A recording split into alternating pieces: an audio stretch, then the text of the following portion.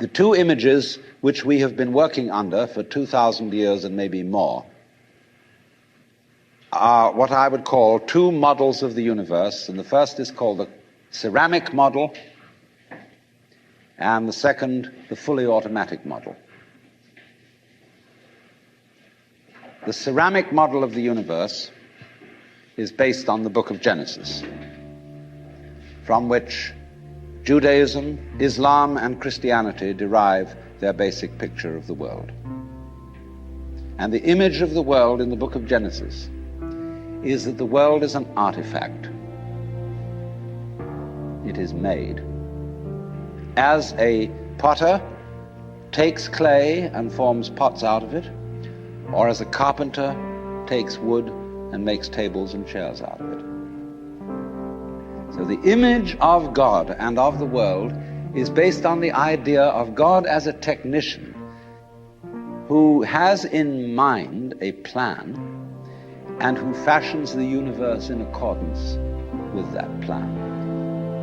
And so in the book of Genesis, the Lord God creates Adam out of the dust of the earth. In other words, he makes a clay figurine, and then he breathes into it, and it becomes alive. And so there is, for that reason, a fundamental difference between the made and the maker. And this image, this ceramic model of the universe, originated in cultures where the form of government was monarchical, and where, therefore, the maker of the universe was conceived also at the same time in the image of the king of the universe. And so all those people who are oriented to the universe in that way feel related to basic reality as a subject to a king. I find it odd in the United States that people who are citizens of a republic have a monarchical theory of the universe. Well, now, in the course of time, in the evolution of Western thought, the ceramic image of the world ran into trouble and changed into what I call the fully automatic model or image of the world. In other words, Western science was based on the idea that there are laws of nature.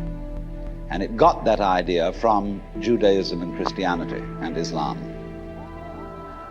And what they suspected is whether there is a lawmaker, whether there is an architect of the universe.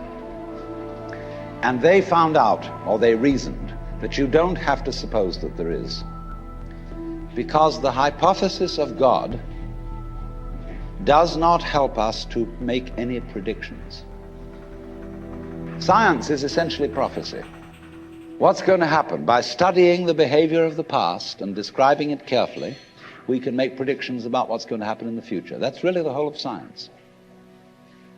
And to do this and to make successful predictions, you do not need God as a hypothesis, because it makes no difference to anything. And so what they did was simply drop that hypothesis.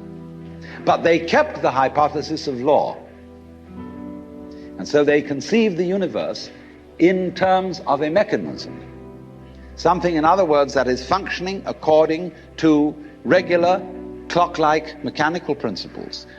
And so behind the fully automatic model of the universe is the notion that reality itself is blind, unintelligent force. And it is only a fluke. It is only as a result of pure chances that, resulting from the exuberance of this energy, there are people with values, with reason, with languages, with cultures, and with love. Just a fluke.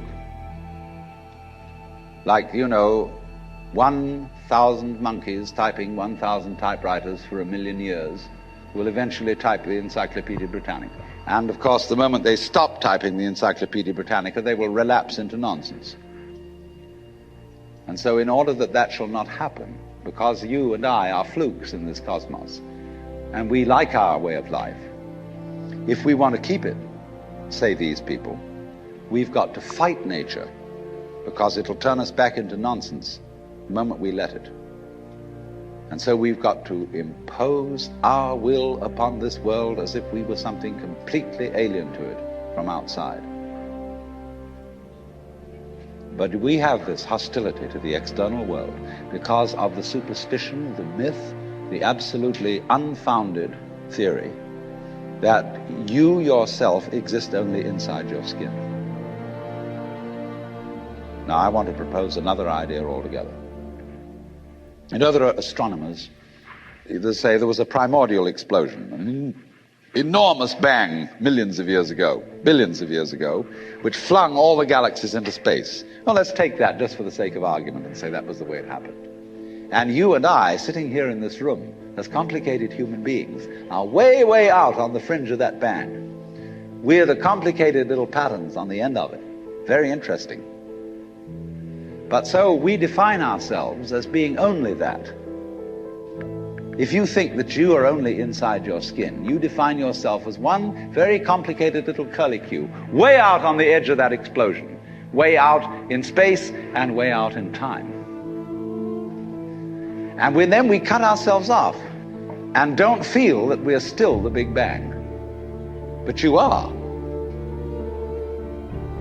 You are actually, if this is the way things started, if there was a Big Bang in the beginning, you're not something that is a result of the Big Bang on the end of the process. You are still the process.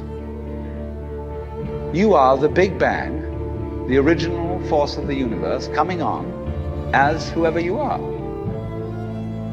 But we've learned to define ourselves as separate from it. You and I are all as much continuous with the physical universe as a wave is continuous with the ocean.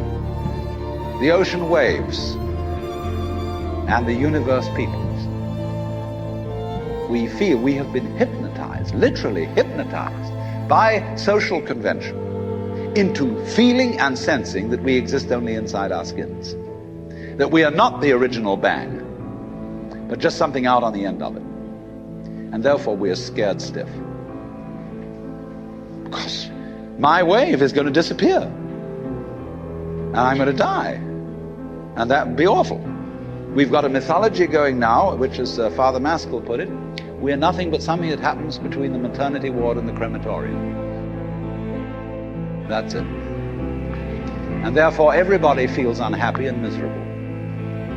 Now, this is what people really believe today. You may go to church, you may say you believe in this, that, and the other, but you don't. Even Jehovah's Witnesses, who are the most fundamentalists, they're polite when they come round and knock at the door. But if you really believed in Christianity, you'd be screaming in the streets. You'd be taking full-page ads in the paper every day. You'd have the most terrifying television programs. The churches would be going out of their minds if they really believe what they teach. But they don't. They think they ought to believe what they teach. They believe they should believe, but they don't believe it, because what we really believe is the fully automatic model. And so what I would call a kind of a basic problem we've got to go through first is to understand that there are no such things as things. That is to say, separate things or separate events. That is only a way of talking. And if you can understand this, you're going to have no further problems